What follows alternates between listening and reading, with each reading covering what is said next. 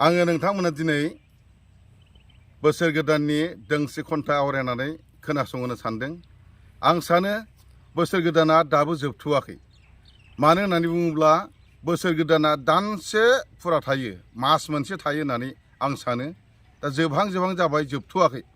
जोबनायनि सिगां आङो दोंसे खन्थाइ नोंथांमोननो फरायथिनानै खोनासंहोनो सानदों। अन्नानै नोंथांमोना दान्दिसे सम बहननानै खोनासंदो। लोगोसे साबस्क्राइब खालामनो, शेयार खालामनो आं खावलायग्रोबाय। खन्थाइनि मुङा जाहैबाय बोसोर गोदान। बे बोसोर गोदानजों लोब्बा लानानै अबंलावरिया बयनोबो अनलायनाय आरो देरहासारखौ जगायनानै होथों। सुबुंनि सिनायथि, गियान आरो गुना बुहुमनि अराय महरजों गोरोबनानै थानो हाथों।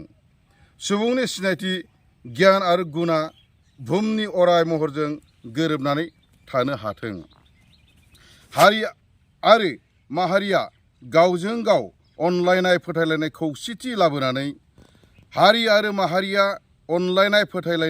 खौसेथि लाबोनानै मिथिंगानि महर बायदि अराय जुगामि जानानै थाथों।